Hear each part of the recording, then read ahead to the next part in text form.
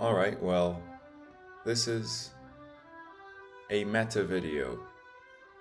Um, with this channel, I'm not sure I've ever really known what the single direction was, but the first video that's on the channel is how to make utopia. Uh, and so, a long time ago, well, not that long ago, really, I theorized every single component a utopian or semi-utopian civilization would need. And so then I titled the channel Deus Ex Machina, or which is the name of a character who turns a hopeless situation into a happy ending.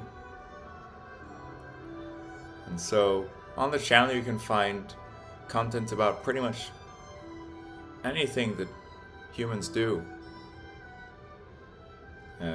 spanning the arts and the sciences and athletics. And frankly, I can do a whole large chunk of different activities that that shape human civilization.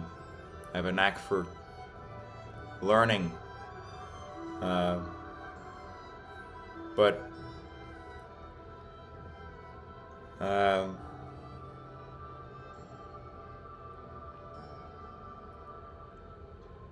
in the How to Make Utopia video, I made a prediction that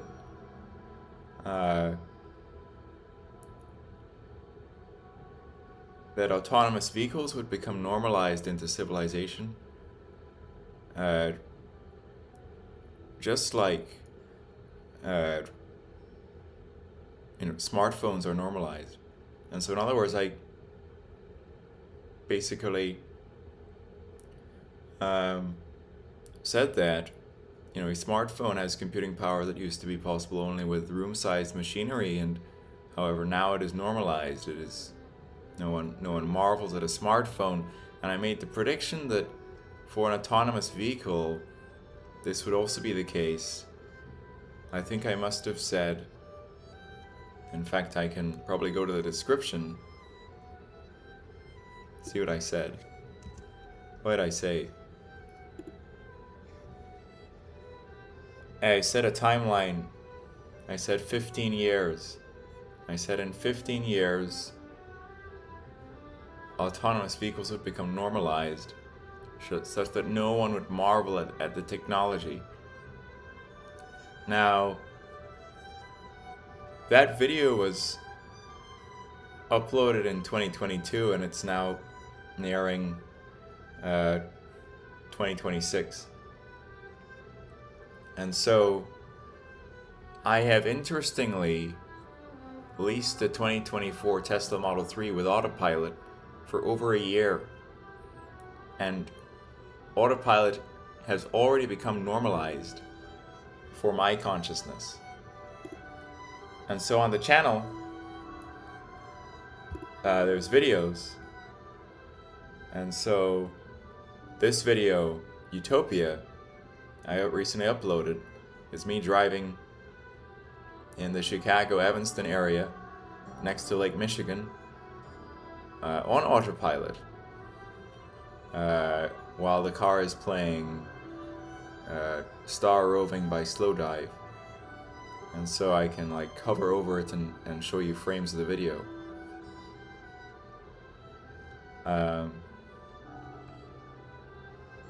So anyway, and so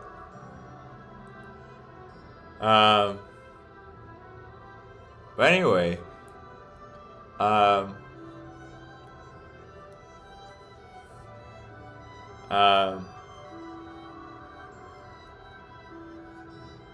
so I have video, in the How to Make Utopia video, I talked about Helion Energy, which Sam Altman was an early investor in, right? And so I made a recent video talking about Helion energy, where I where I where I this video where I went into detail about what they're doing. And so in that Utopia video, I talked about Helion and clean fusion electricity. And at the present time, they actually have an agreement with Microsoft to provide uh, uh, clean fusion electricity to Microsoft data centers by 2028. And so they're building the world's first fusion power plant in the state of Washington. Um, and so that video talks about Helion. But other than that, this channel shows a person who can seemingly do anything. And so as Quantum Mechanics by Ludwig Göransson, however you pronounce that, plays in the background, which is part of the soundtrack of the movie Oppenheimer, plays, I'll go through a few of the clips of me doing different things. And so one of the more popular clips of me doing something is this soccer clip, which is at just over 4,000 views. And the clip is completely unedited. And I intentionally said I wanted to rainbow flick it, keep it aloft, do it around the world, stall it on my chest, and then take a shot. Now, just over 4,000 views is nothing in terms of an actual professional football player. I'm using the word football because that's the international word for it. And so there's a clip of what Marcus Rashford doing an elastico skill on the left wing that was like an elastico nutmeg that has like millions of views, right? And so you ask Marcus Rashford, did he go to college? No. He, like all the other guys who made it huge in soccer or internationally football, they are playing for a club as a teenager, and then they progress and they play for better and better clubs. And so Marcus Rashford, having not gone to college, from what I've recently seen, makes like over 12 million a year. And then he apparently got an honorary doctorate from the University of Manchester for using his influence and wealth to impact child poverty. Right? And so Marcus Rashford has no college, makes like over 12 million a year, and has an honorary doctorate from University of Manchester for using his influence and money as an athlete to impact child poverty. So that's a hell of a story. And so now he's playing with the number 14 at Barcelona, which is my favorite team. But I believe it's on loan. And he has scored at least one pretty great banger from outside of the box for Barcelona. So anyway, there's the clip of me. And so I went to undergraduate college and did a major in mathematics and a dual minor in computer science and physics. And then I started a master's in electrical engineering, but I withdrew because I was attending on a loan, and I felt that the value I was receiving in terms of the courses was not proportional to the amount of debt I was accruing. And so I withdrew. Frankly, the other thing, the whole educational system is a business, it's a profit game. And so the professors and the institution is profiting considerably from the students. Why? The problem sets are repetitive. You do the same type of problem over and over again. The textbooks for the courses are freely available online. The lectures have to be compressed and delivered quickly um, to meet the time constraints of the lecture, and so a student may best understand the content when they read the textbook in their own time and do a few problems in their own time. And so, in many ways, you could view the educational system as a scam. Why don't you just read the free PDF versions of the textbooks and work through a few problems, and once you understand the concepts, apply that to a self-directed project and put that project on your resume for a fraction of the cost of a degree.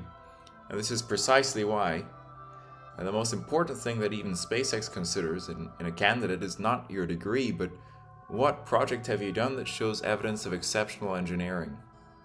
That could be a self-directed project outside of the context of an institution, right? A whole lot of clever people may work at SpaceX without conventional degrees, if you didn't know that. Anyway. So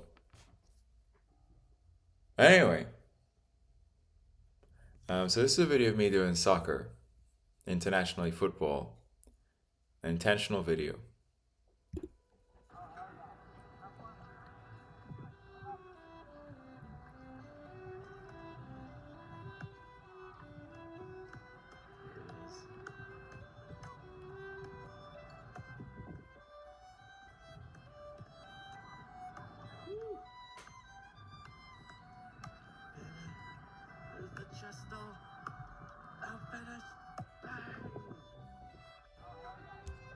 Yes.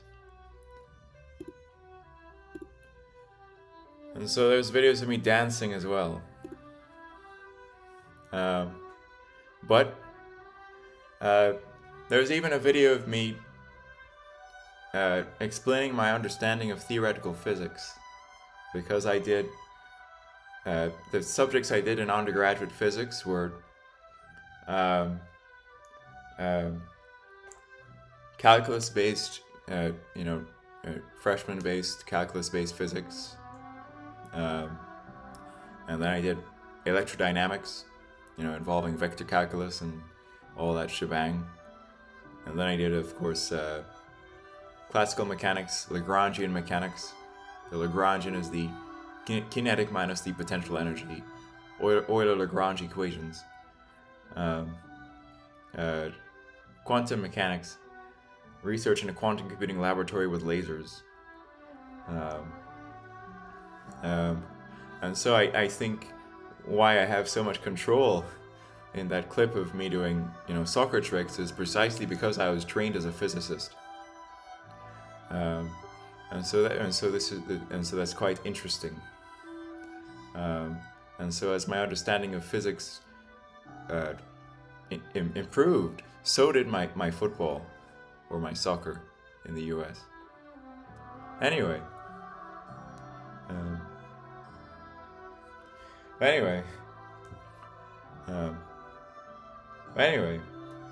So in the video, a video that I've uploaded called The Theory of Everything, which is,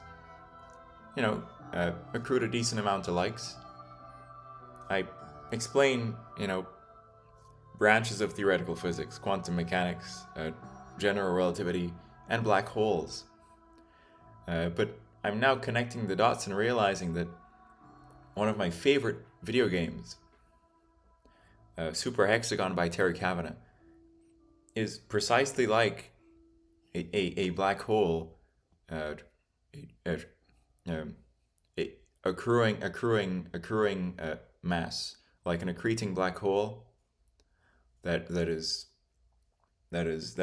sort of swallowing sort of external objects.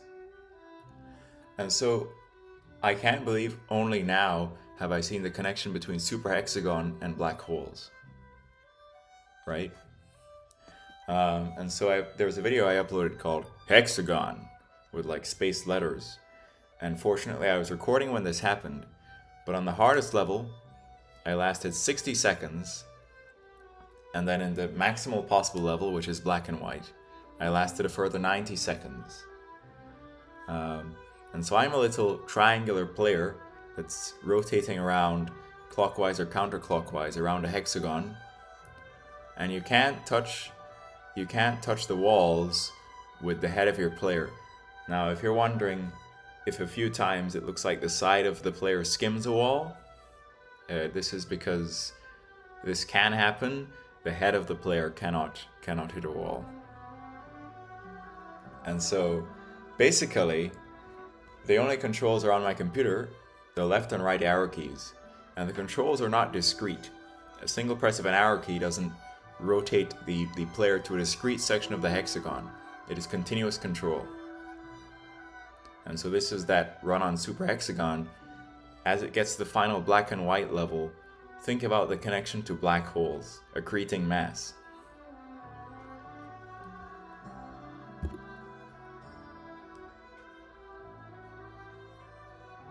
If the internet will cooperate.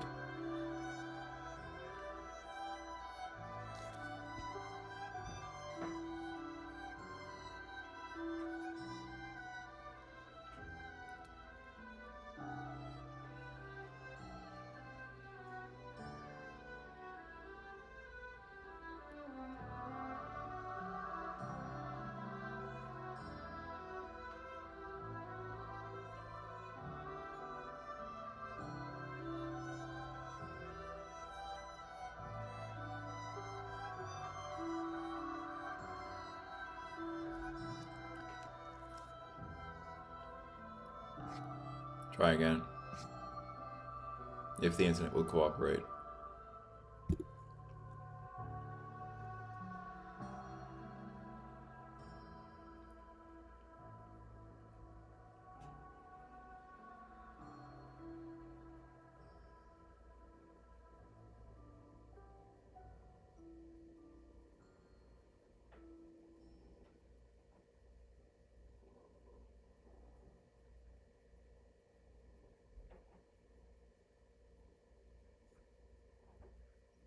No, I suppose while the internet is not cooperating. Okay, it is now. Yeah.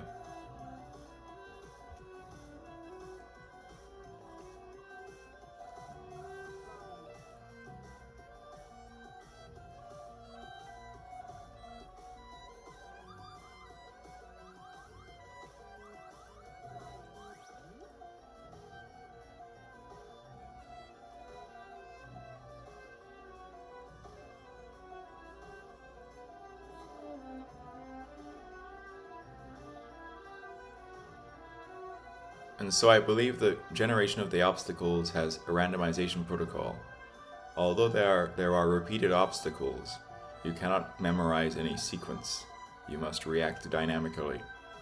And so this is the speed at which the hardest level is at, and I am indeed the little triangular player. Once you last 60 seconds in this hardest level, it goes to the higher level. Now in this level, imagine a black hole accreting mass. I last for 90 seconds in this level, and so this was, I think, a record run. I was fortunate to be recording when this happened.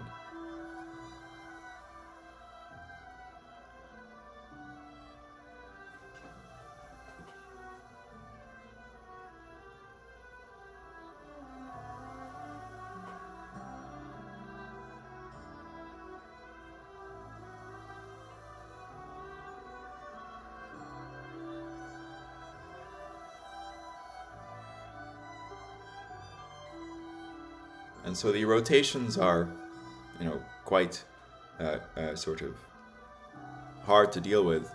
They're the hardest thing about this level. It's not spinning, but the rotations can throw you off really easily. So.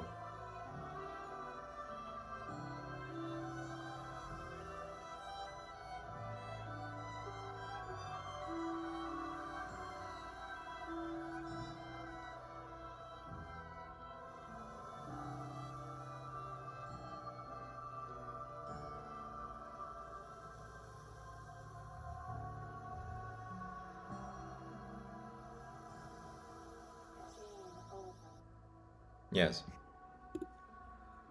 And so, um, yes. And so, um, yeah. Um, yes. Um,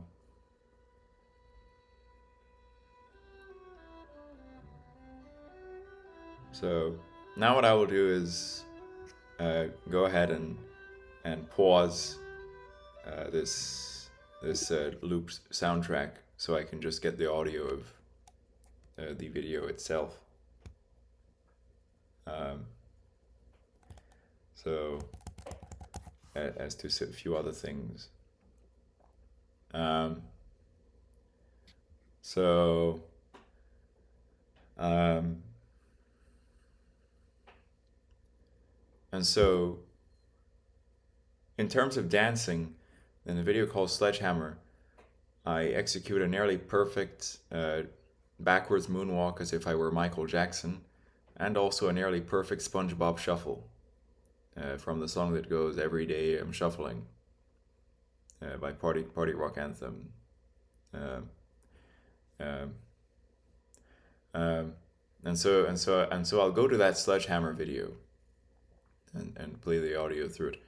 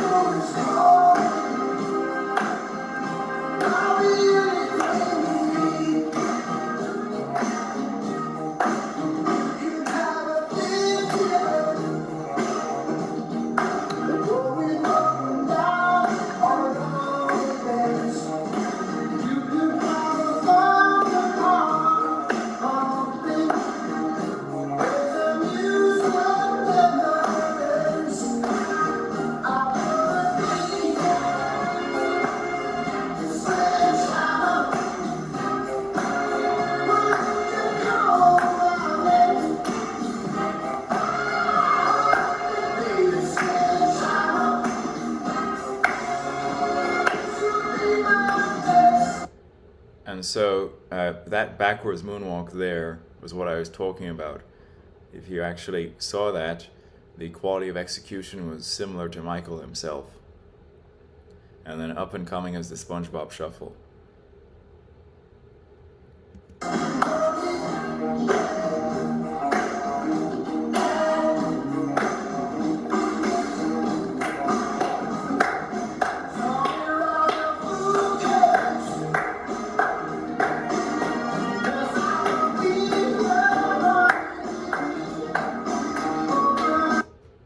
So, um, and so the Tesla Optimus humanoid robot, in a video where it is seen to be dancing, it is able to do the SpongeBob shuffle.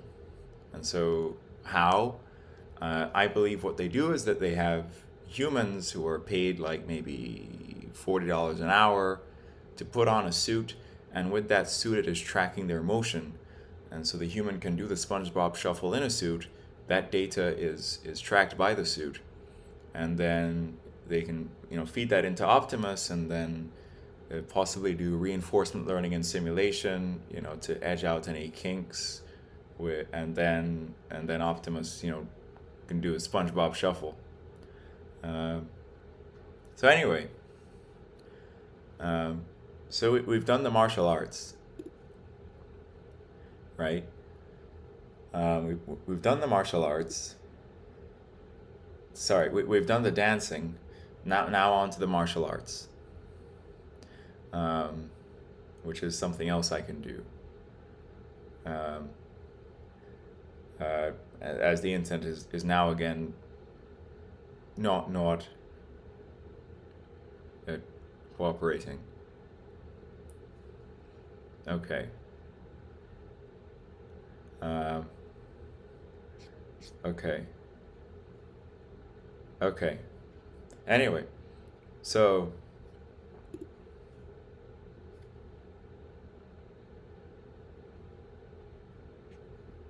So, hold on. So the Peace Through Strength video is a video of me doing martial arts.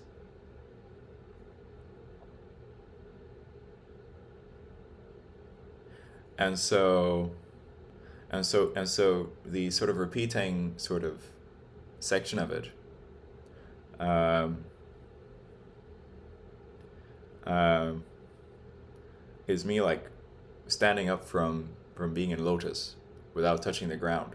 And so the thumbnail is pretty cool, but then if I hover over it, you get this repeating animation.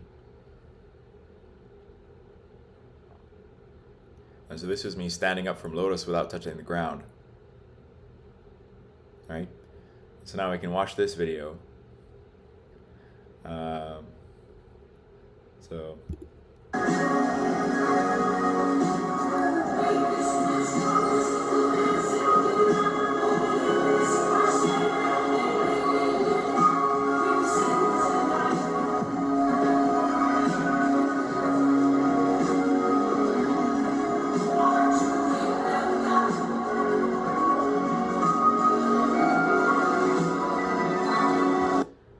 And here is coming a flying kick. Um, I'll try and pause it to the midair section. But I missed it a little bit.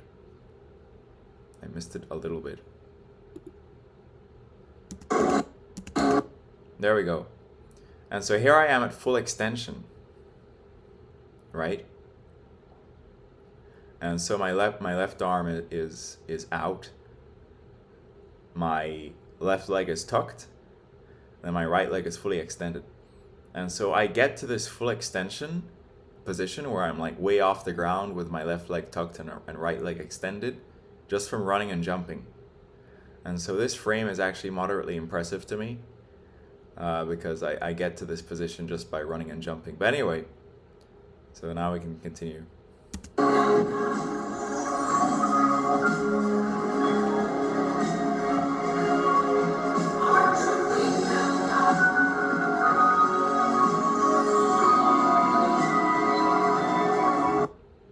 And then this is where this ends.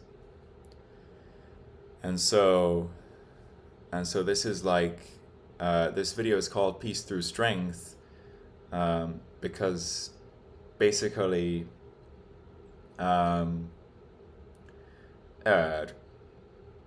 whole idea is that, historically and even in the present time, peace is possible only when the two entities involved have mutual strength, and then the two entities can respect that mutual strength. And so basically, one country has a navy. If another country doesn't have a navy, then the country with the navy is dominant. And so if two countries have a navy, that navy may not necessarily be such that there's always a war going on between the two countries that have navies. But the mutual strength of the two countries' navies enables there to be peace because of the mutual respect from their mutual strengths. And so this video is called Peace Through Strength, with me demonstrating martial arts. And the concluding pose is a salute, which is actually a kung fu salute, which is right hand is a fist, left hand is a palm, right?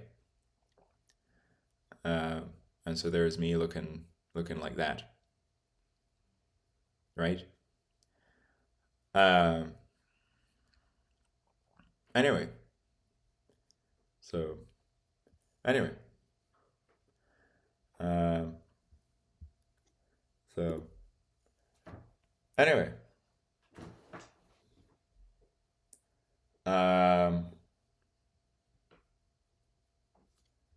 Anyway.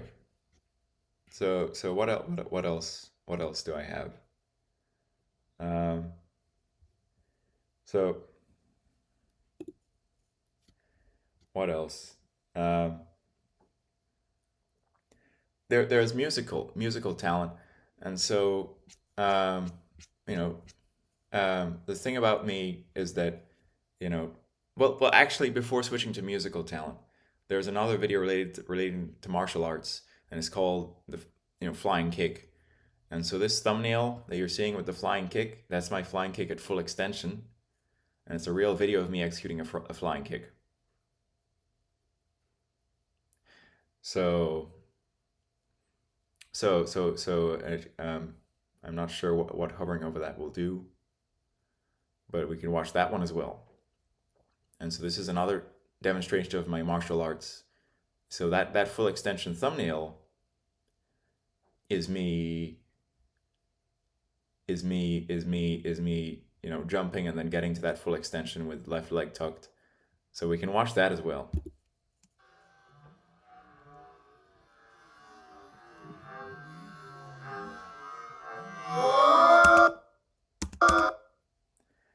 And so there is me at full extension, right? And so that's me at full extension. Now, this picture I quite like, um, because I got to this full extension just from jumping. And so ironically, the way my beard looks and even my full extension, you can find a picture of Zlatan Ibrahimovic, the soccer player, in the same kind of position with the same kind of mustache. Um, and there was me landing.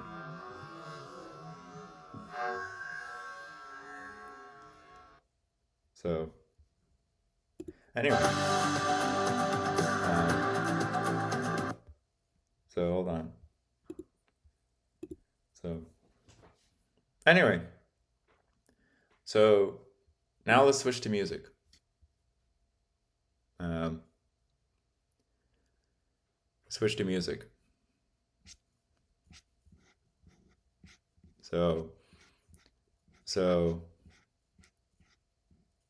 so basically, there's this video some time ago, which is me playing the song Clair de Lune by Claude Debussy on the grand piano that was at the Herb Memorial Union building at the University of Oregon. And so basically, um, I I initially decided to learn Clair de Lune because I heard it on an ad for the SpaceX Dare Moon project with a fellow called Yusaku Maizawa, who was going to go ahead and get a bunch of artists uh, artists to go on a SpaceX Starship trip around the moon, and in which they're going to make art in space. And so Clair de Lune was the song for that Dare Moon ad. I was like, wow, this song, um, this song I resonate with, and I want to learn it on the piano, but it's a very complex song, and so I didn't go too far in like formal piano schooling. Maybe only grade 3 or grade 4 ABRSM complexity, whereas Clair de Lune is easily grade 8 or above ABRSM, right? And so deciding to learn Clair de Lune was like way above what I'd done before, right? But I learned it, or at least a good chunk of it. Um, and so, um, uh, the whole 2024 timeline with the Dare Moon thing hasn't worked out yet. But this is how it is kind of with timelines. It's like, okay, well, it's about to be 2026. The Dare Moon thing hasn't happened yet, but it's still gonna happen.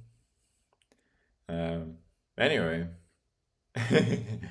um, anyway, so um, and so this is a video of me playing Clair de Lune. So.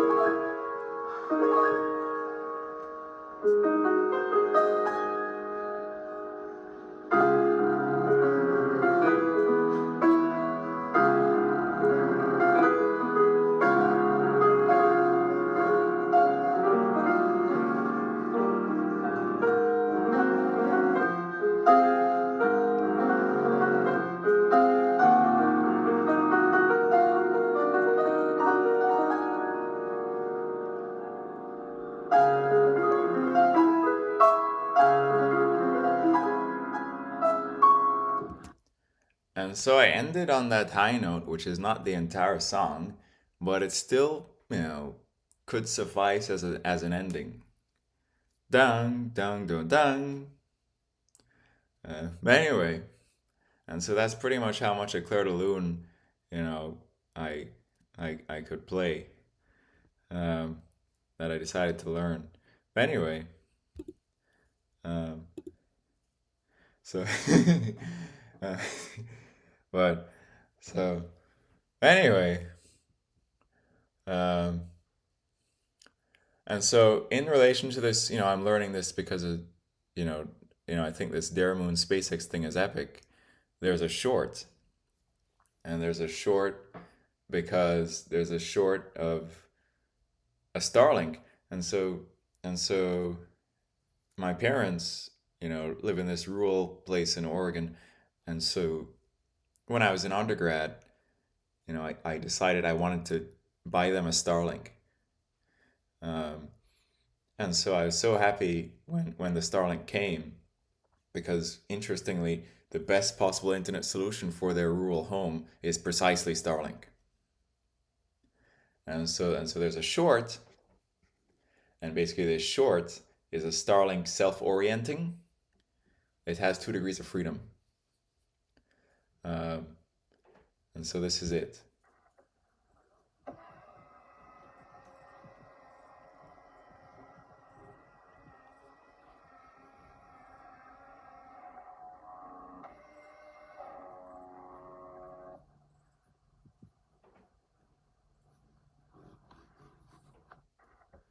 right?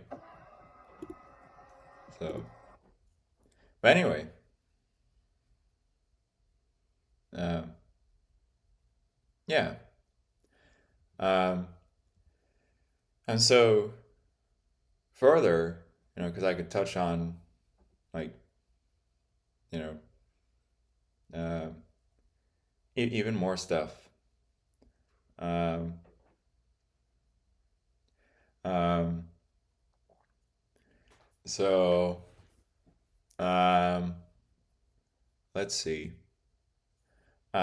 I made acquaintances with uh, a retired software engineer who developed, I believe, the blocked asynchronous transmission uh, uh, system. There's a Wikipedia article about it, and so he's like a retired software engineer that has pivoted into kinetic sculpture, and so he's quite clever and he knows a bit of electronics as well. Um, and so I became acquainted with this fellow, and this fellow developed uh, one of the greatest kinetic sculptures I've seen. That, in my opinion, is worthy of maybe even the Tingley Museum of kinetic sculpture, and it's called the Obelisk. And so he allowed me to be kind of a showman or demonstrator of his work because I have that kind of ability. And so there's a short of me demonstrating it, and here's the short. This is the foot pedal activated Golden Obelisk 2024. Prepare to be amazed.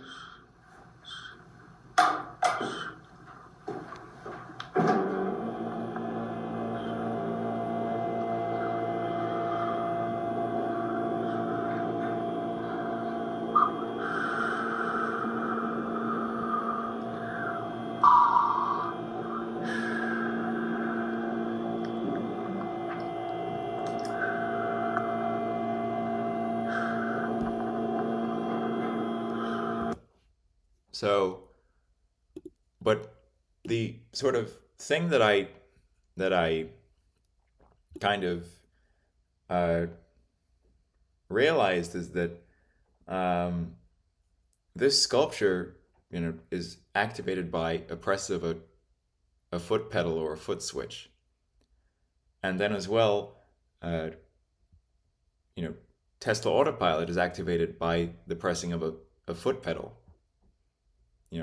You plug in your destination on the touch screen, you do a long press to start full self driving, and then with a single tap of the brake pedal, it gets started. And so I realized there's this crazy parallel. The foot pedal switch activates the rotation of the obelisk, and then a press of the brake pedal activates a Tesla Autopilot. And so somewhere in my videos, I made a video with that parallel, where I'm showing that parallel, and it must be this one. And so the song that I used for this video where I was showing the parallel is a song I composed a long time ago, which is kind of like EDM, and a song that I called Singularity, which is at some point on the channel. But anyway, so we can watch this one as well.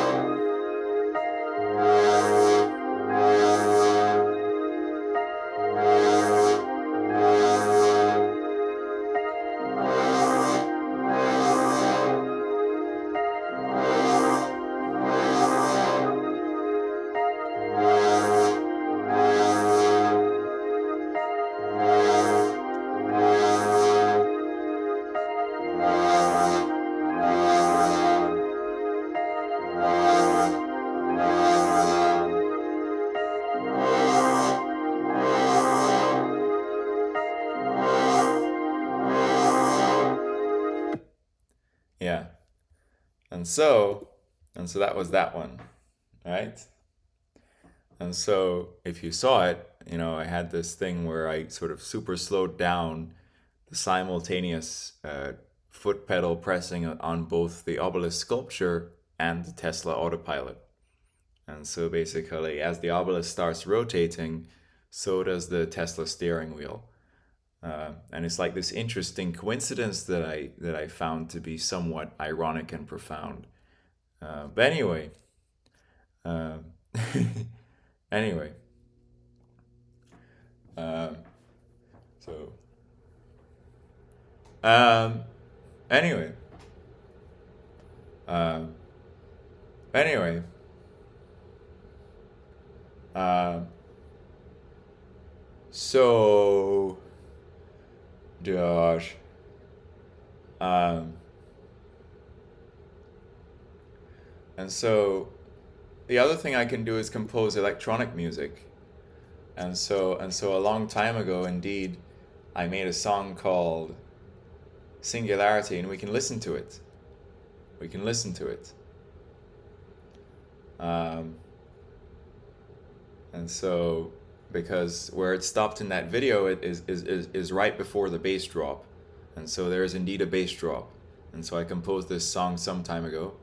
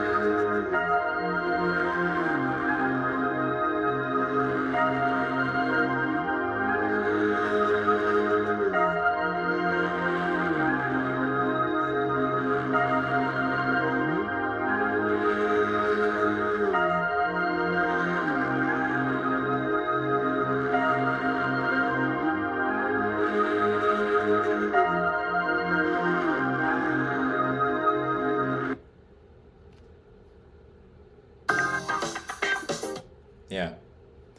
Uh, and so it's a simple electronic dance, sort of EDM thing I did. And so there's other EDM music I've made. Um, and so maybe the complexity and layering of the song called It's Neuromorphic is superior to that one, so we can listen to that one as well.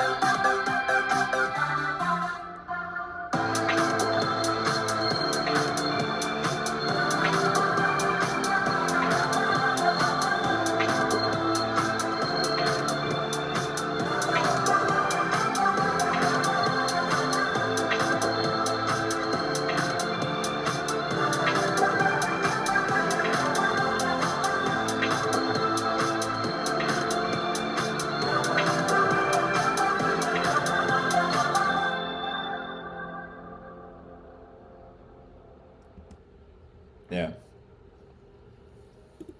yeah. So, uh, but other than electronic dance music, um, a a a um, another song that I made that I think turned out to be decent is a very simple um, song called "Unrestrained Love," which I thought was fitting to be more like a movie soundtrack. And so this was a long, you know, back in the history of the channel, and so we can listen to that one as well. And you can imagine that the introduction is fitting for the radiation that the sun is, you know, uh, you know, impinging us with on planet Earth, as per the thumbnail. The introduction to the song represents the intensity of the sun's radiation. So we can listen to that one as well.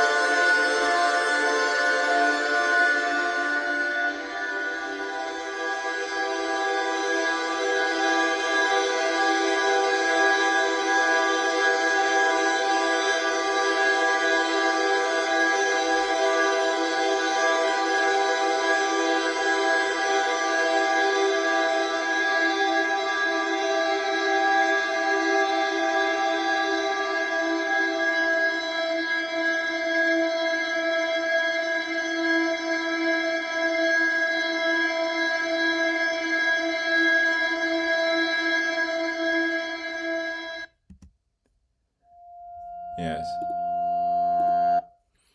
Um, and so, that's more like a movie soundtrack kind of thing. Um, and then on the topic of musical composition is the other thing on this channel. Um, I've also done more classical composition. And so one of my favorite composed pieces is called In Cairo, consisting of a piano that's kind of got a riff, a female choir, and then B flat trumpeters. And so a long time ago, I had a keyboard and um, I just kind of heard the melody in my head. And then I heard. And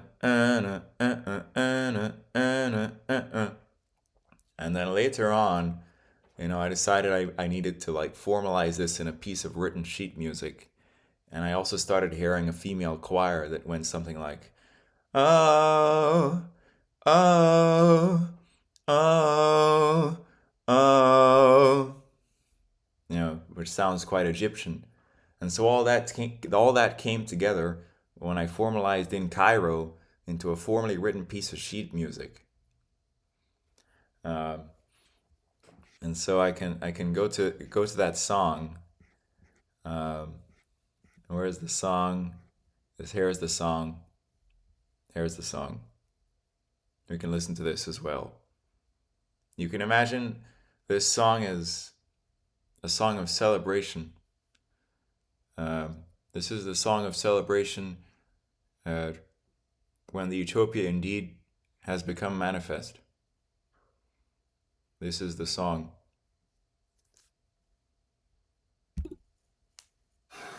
Morning, Pete. Coffee's on and your Uber's on its way. I've been thinking, maybe I should just...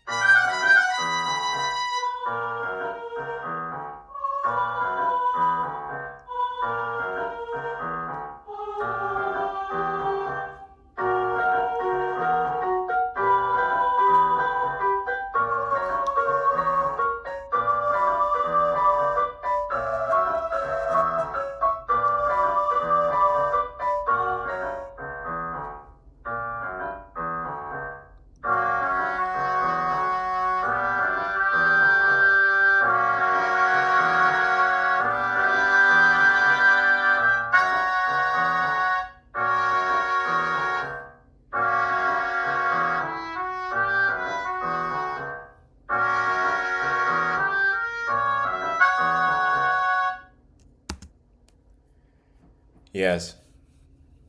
And so that is In Cairo, which notably sounds quite Egyptian.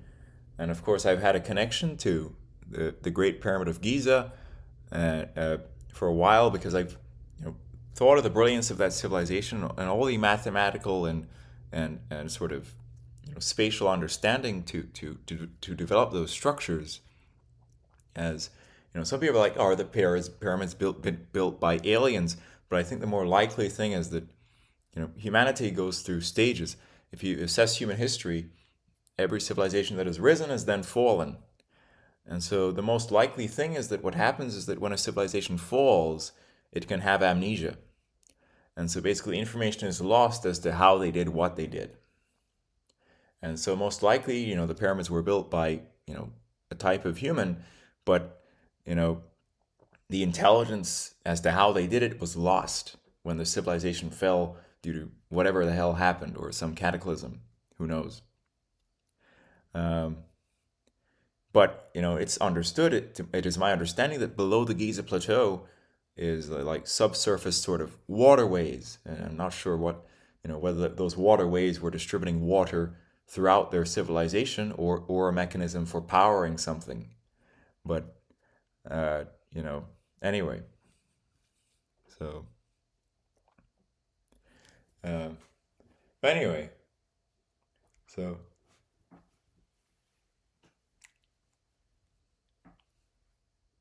anyway, um, so um, so I made that song. Um, anyway, so um, what else? What else? What else? What else is there? Um, there's me solving a Megaminx, um, and so you know, uh, the shape dodecahedron. Do is 2, deca is 10, and so dodecahedron means object that has 12 sides. And so a Megaminx is a dodecahedron in shape, in which each face is a pentagon. And so this is a solve of a Megaminx, but it's not a speed cubing Megaminx. It's just a regular Megaminx, and so this is not anywhere near any kind of world record. I'm not a speed cuber, um, but you know. Anyway, interestingly, by chance, I met the world record holder for blind solving a Rubik's cube at an airport in Georgia. And so basically I saw a kid with a Megaminx. I was like, "Oh, cool. I used to, uh, play with Megaminxes when I was younger, uh, just like you." And then he said, "Yeah, but my friend is actually the world record holder for blind solving a Rubik's cube." And I was like, "What?" And so out came Tommy Cherry, who literally is the world record holder for blind solving a Rubik's cube, that I met because this kid's Megaminx caught my eye. And so I got a real video of me filming this guy blind solving a Rubik's cube. What blind solve means is that you're allowed to scan uh, all 6 faces of the cube, but you must complete the entire solve upon that initial scan blind. And so you need to, with that initial scan of the cube, you need to determine the entire sequence of algorithms from start to end, just from the initial state of the cube. That's what blind solving is. And so I have this video, a live video of filming Tommy Cherry. Right, that's at like 10,000 views. So here's the video. Long night, huh? Yeah. Spending over for 6 hours. Came to know this airport all too well. Yeah, your mom wants to be like this place was still open. Why did you get food? It's closed a minute ago, but there's nothing. All right. So that was the solve. So I mixed up the cube for him. He was allowed to scan it initially. Then he held it up above his head and solved it blind. And so that's what blind solving is. Right? Anyway. So, anyway. So, anyway. Um, um, so let's see now. Um, let's see now. Um, in regards to my interest in soccer, there's a funny clip uh, uh, in which I executed something very rare. It was in pro clubs, in which I did a spinning nutmeg, and then drew a penalty.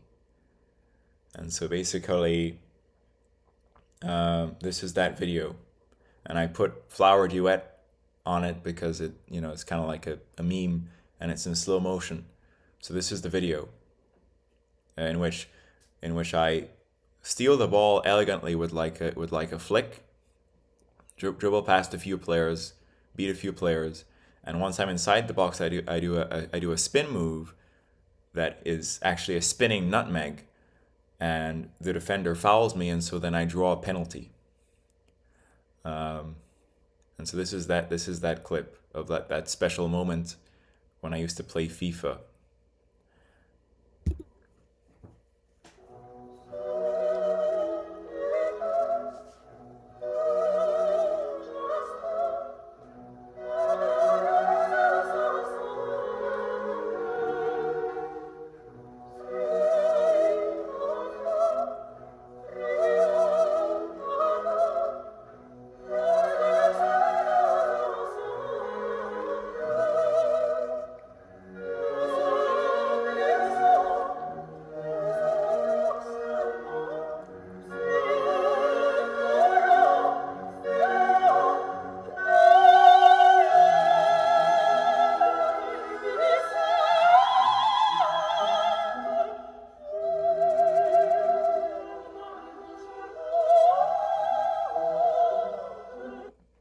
Yeah.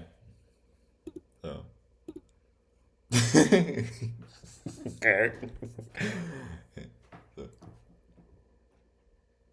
Anyway. Anyway. So. Yeah. So anyway. Yeah. And so that was my Pro Clubs character with Jamaican dreadlocks. I've never had dreadlocks, even though I'm Jamaican. But anyway, we've already seen the clip of me doing soccer skills in the real world.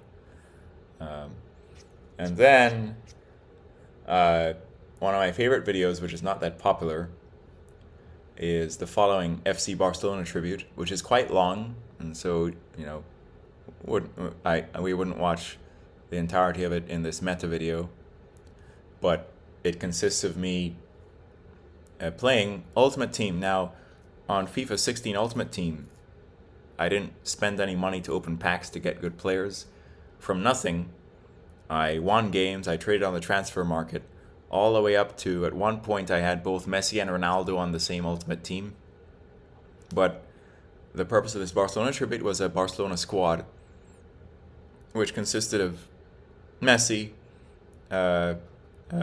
Pedro, David Villa, Iniesta, Busquets, Cesc Fabregas, Dani Alves, Adriano, left back, Gerard Piqué, Victor Valdez in goal,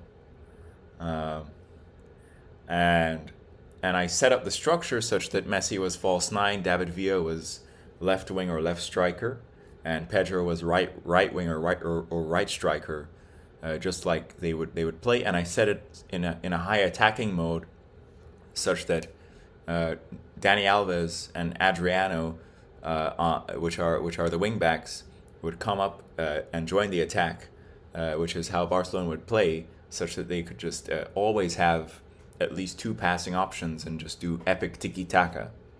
And so this video consists of me emulating that Barcelona tiki-taka playstyle. And so we're not going to watch the entirety of it, but I can go through a few clips. Let's see, I can go to random points in it.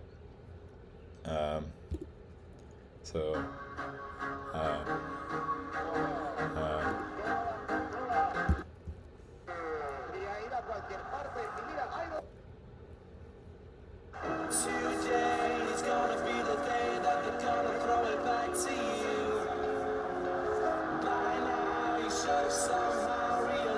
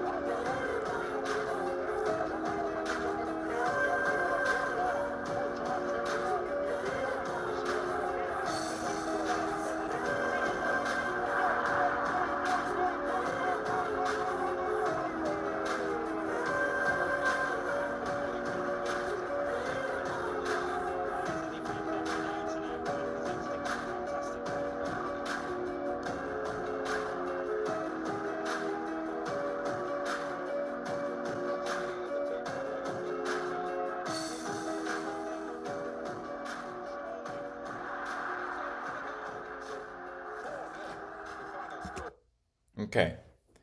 So, yeah.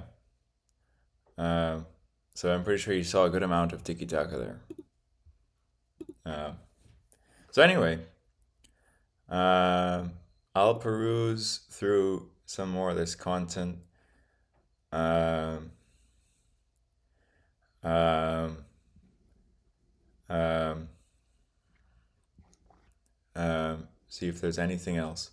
Well, in this video, I talk about helium-3 being the spice melange of the future, in that I foresee that helium-3 will be mined from the moon via SpaceX, and used as a fuel for Helion Energy's fusion reactor, which utilizes helium-3 and deuterium, and also as a cooling agent for quantum computers. So to get that quantum computer at near absolute zero, helium-3 is an excellent cooling agent. And so helium-3 will be mined from the moon. It will be used as fuel for Helion's fusion reactor. It will be used as a cooling agent for a quantum computer. And so anyway, that's what I talked about in that video. And so there's a Helion Energy overview, and video with like me driving with Tesla Autopilot with wind turbines going by. This is a nice short succinct video that shows me experiencing Tesla Autopilot. So let's do this one.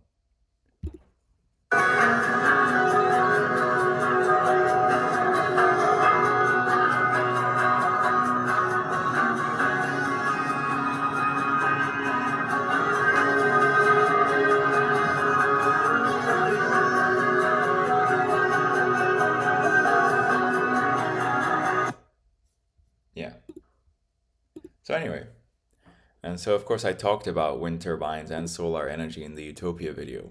And so this is now in the future where I'm driving autonomously in my leased Tesla, through like a wind turbine, a wind farm, so to speak, that's beside the highway.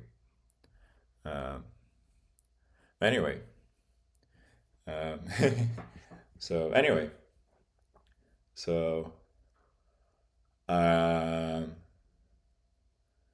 yeah, hold on. So let's see what else now. What else is there?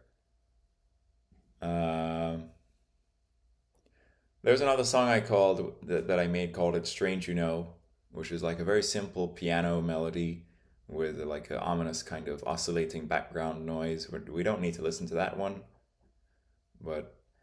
And then there's another Super Hexagon run where I delete all my records, and I go from having visibly, best time 0 seconds on Hexagon, which is the first level, in a single run with deleted records. I go all the way from Hexagon to getting to the final black and white level. And so you can get to the final black and white level in Super Hexagon just from the first Hexagon level. And so we can watch it. We can go ahead and watch this one.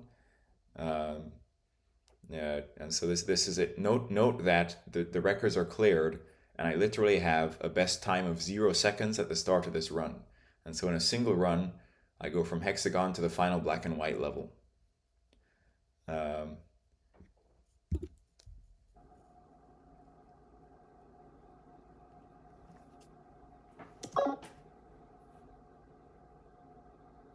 Begin.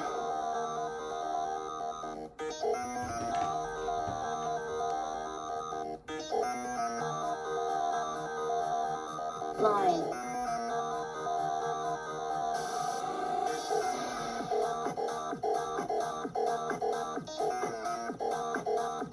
Triangle.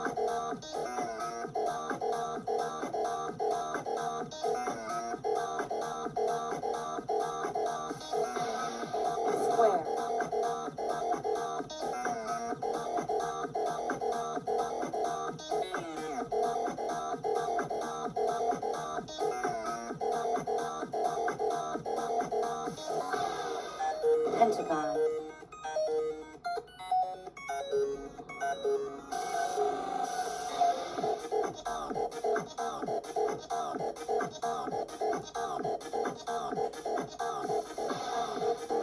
Hexagon.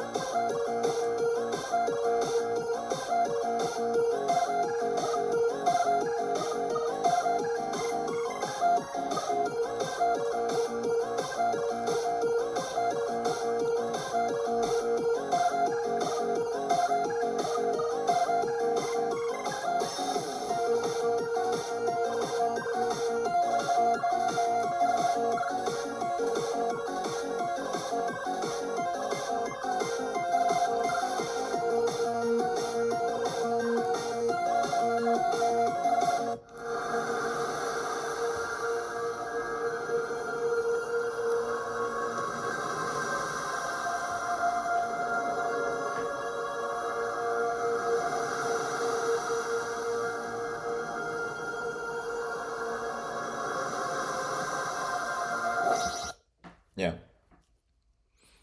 And so that was that run. So, anyway, so now let's see. What else is there? Um, yeah, that's a song that can be understood. Um, Tesla summoning. This video I demonstrate Tesla summon, which is the car driving with no one in it. Um, but yeah, anyway. And then there's more Tesla Autopilot content. Um, um, uh, a sort of electronic song I composed called Flux Extreme. With like a repeating like guitar hook, and then I'm like saying Flux Extreme. And so in physics, the magnetic flux is like this integral, and so basically, uh, the thumbnail is the integral to calculate magnetic flux, um, and it's like kind of a joke. So this one I think is interesting.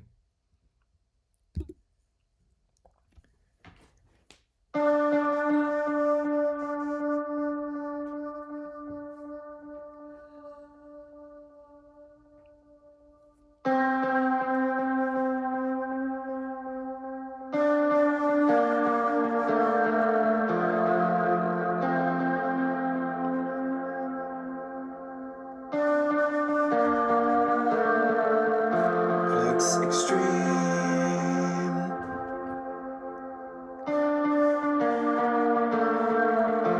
Flux extreme.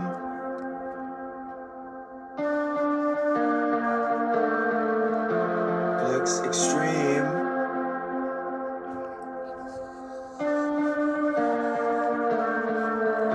Flux extreme.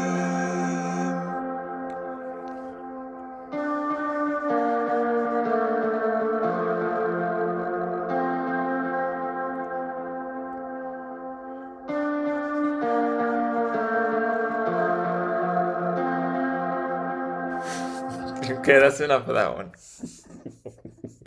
Anyway, okay, okay, okay, okay. Um, all right, all right, okay. Wait, hold on. Okay. Um, however, um,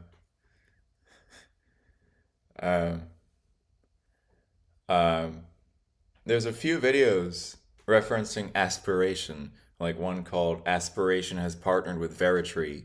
And so Aspiration is this banking platform or banking alternative that does not invest users' funds in oil and then has a plant your change function that plants trees. Um, a few American cents plant a tree in Kenya or Haiti, and it employs Kenyans and Haitians as tree planters and positively impacts their livelihood. And so at this point in time, my tree count is nearly 800, and then however, I believe the total tree count for the entire organization is nearly 34 million. Either 3.4 million or 34 million. That number's what's coming to my memory, but it's on the order of millions. But I've been using them since the middle of 2021, and my tree count is like 800. And so they just deduct like a few cents, every time you make a purchase with your card, like 2 cents, 3 cents, 1 cent, and it plants a tree in Kenya and Haiti. And you don't really notice it, right? And so my nearly 800 trees are growing in Kenya and Haiti. And that number of trees offsets the emissions of like 80 gasoline passenger cars for about a year. And here I am, right? 80 cars are off the road, will be off the road with my number of trees. While, of course, I drive around in an autonomous, no tailpipe emissions Tesla. And so that company, Aspiration, has changed its name now to GreenFi. Like DeFi, it's GreenFi.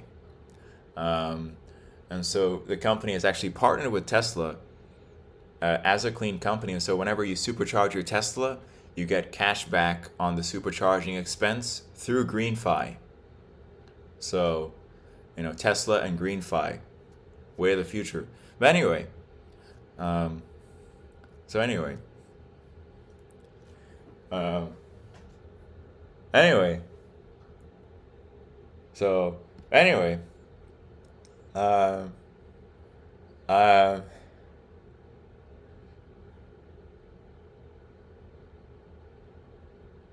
um, anyway.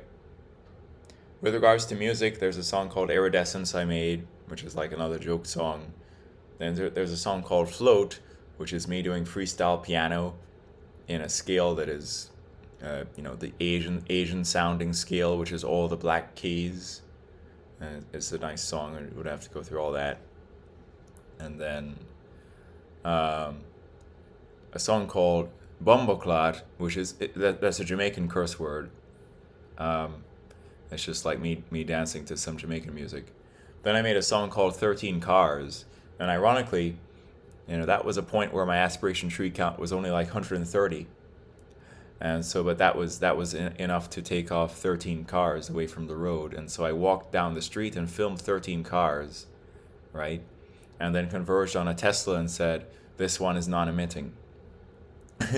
And so, but time evolved from after I made that video, I now have a Tesla that's non-emitting and autonomous, and the tree count is nearly 800, and so that's 80 cars.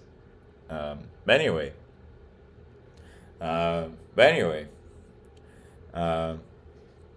so,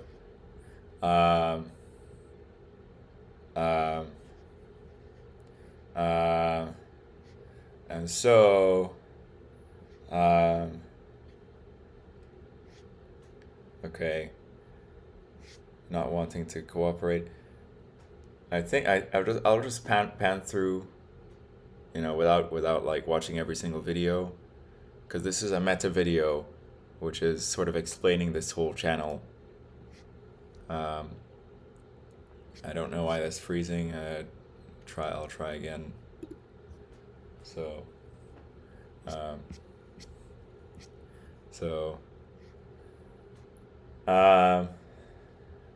a video of me doing the moonwalk, probably not as good as Sledgehammer. Sled, Starlink speed. A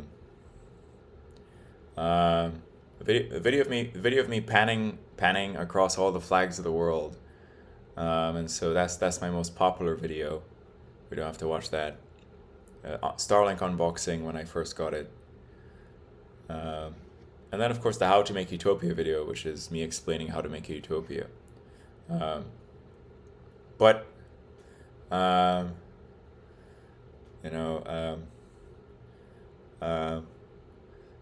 so theologically, this channel, espouses the theology that the universe is a machine that conserves certain quantities.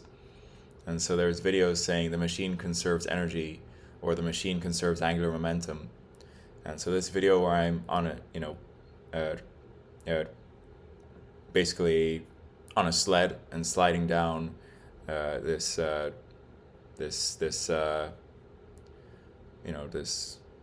snow incline, the machine is conserving energy, and so the universe tries to minimize potential energy of any form. And so for me to slide down an incline, a snow incline in a sled, the energy is conserved, and so my potential energy is decreasing as I'm going down the incline, and my kinetic energy is increasing. And so the whole machine is conserving energy, and also angular momentum, but we don't need to get into all that. And so now we can assess a few shorts. But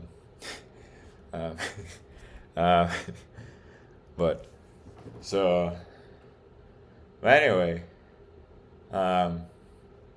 so there's some silly shorts of me dancing like Michael Jackson, and then there's some of me mixing like old school like black sort of dance with like Chinese sort of fans. Um, and so we could watch one of these. This is called Old School China Dance.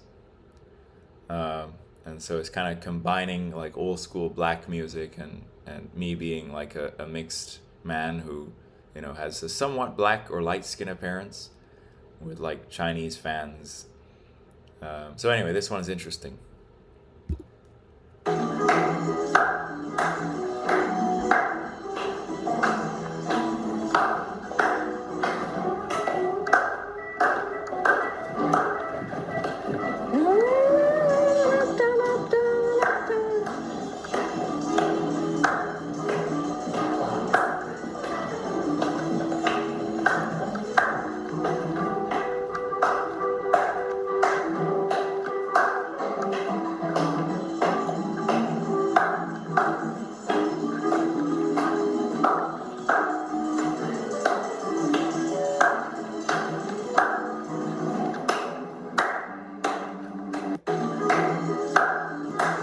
Yeah.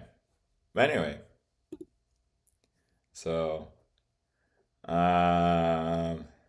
yeah. Um, and then there's of course me doing Michael Jackson, and so you know I'm barefooted, and the quality of my moonwalk is probably not as good as in Sledgehammer, but in this short, the introduction, I think the leg flick I do, and then also the motion of my head is moderately good. So let's see how this one is.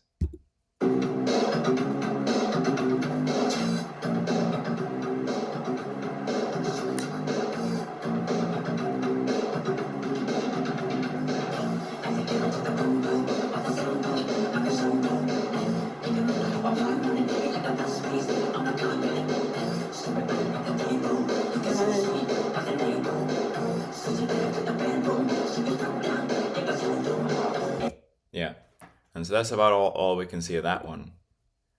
And then there's this one. I think the introductory sideways moonwalk and the motion of my head is superior in this one. Um,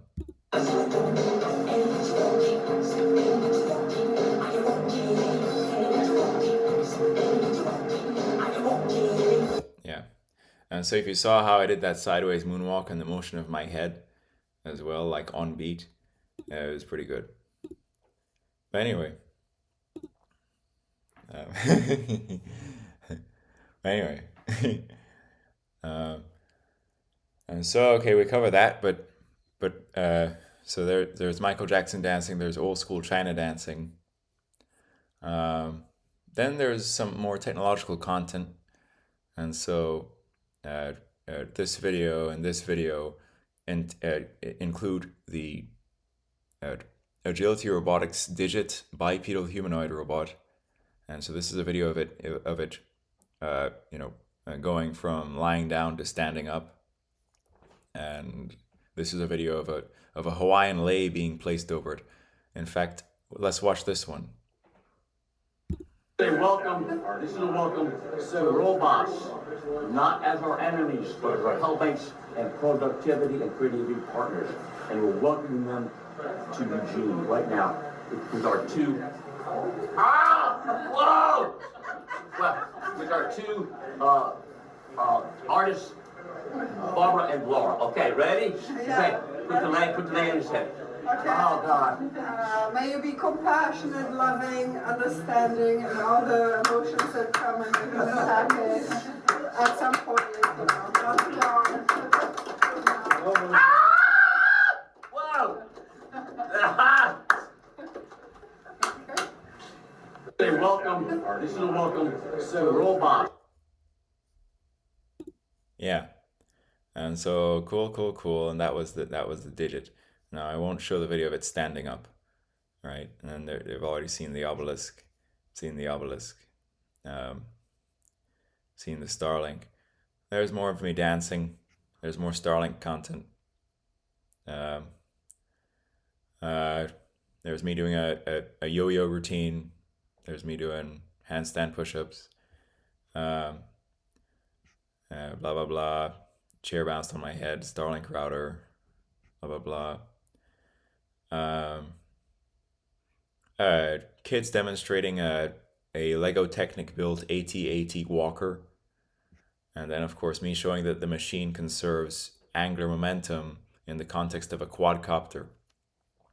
And so for a quadcopter to rotate while staying on the same point, it's actually because the diagonally opposite fans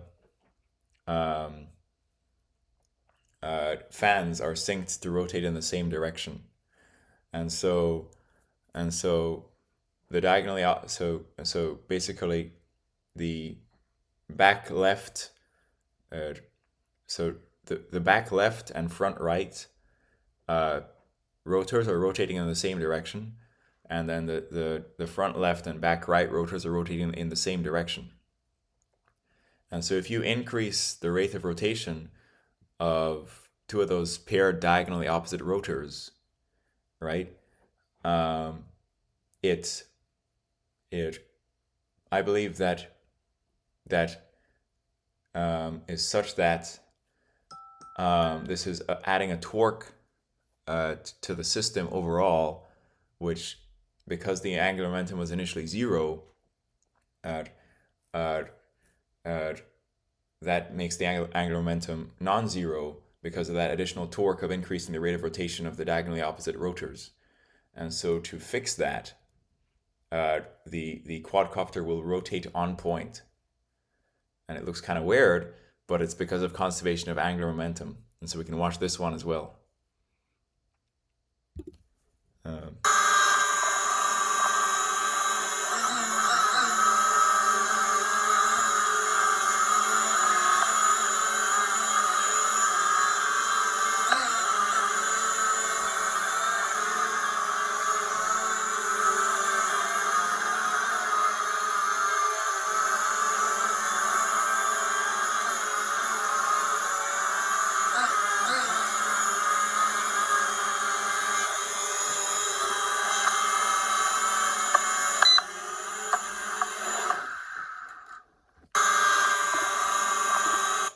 Yeah. So anyway, and so the entire universe, the machine, is conserving angular momentum. And so that's why that quadcopter does that. That's why a figure skater will spin faster when she brings her mass from being outstretched towards her body. And it's also why the whole planet's spinning towards the east. So anyway.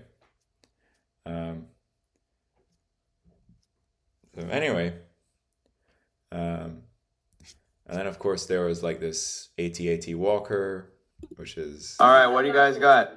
We got an AT-AT walker. Awesome, let's get it walking. Okay, go back. It doesn't really move that well because it's on slippery ground. And yet it's going backwards again. Oh, nope. It's really weird. All right. It's a little baby. That's real cool, kids. He's now puffy. All right, what do you guys got? We got an Yeah. And so that's an AT-AT walker. Anyway. Yeah. So I think this has been pretty much like a meta video as to like what in the heavens this channel is about. It contains me, a guy that can do many things and could be considered something of a jack of all trades but a master of none, who genuinely wants to see the world become less dystopian and more utopian. And so on many of my videos I touch on things that are dystopian about the world, evil gambling machines that are, you know, optimized via their algorithm to take more money from the gamblers than they, you know, ever give out. Right? Hey, it's possible to win on one of those gambling machines, but mathematically the algorithm guarantees that the gambling machine will take more money from the gamblers than it will ever give back out to the gamblers. It's kind of evil. And so majority of people who know computer science don't play gambling machines because they understand that. But let's say there are a few clever people who figure out loopholes in the algorithm and figure out how to game it and like consistently win to like make it an income stream. Who knows? But ultimately it's just this evil optimized algorithm that makes the owner of the gambling machine rich. Anyway, and so I've touched on in many of my videos certain things that are evil or dystopian about the planet Earth, and how I want to turn these dystopian systems into something that is utopian. But anyway, so gambling machines is not the only thing. The YouTube algorithm is, with this machine learning about each user to recommend videos that maximize the user's screen time, to maximize ad revenue. It's reducing people's attention spans, making them dumber, and of course, then making YouTube rich. And so people have filing lawsuits saying I have a YouTube addiction, I'm filing a lawsuit. It's causing thoughts of suicide. People are becoming depressed or even suicidal due to YouTube addiction. YouTube addiction forms because the algorithm, the machine learning algorithm, is evil and learns about your consciousness to recommend videos to maximize your screen time on YouTube so that they can show you the maximum number of ads so that they can get rich. And it turns people into dumb zombies who have a YouTube addiction. And so there exists, for some reason, a real lawsuit where people can file a claim of having YouTube addiction, causing depression and suicidal thoughts, because it's evil. Even as I'm uploading this to YouTube, it's evil. But anyway,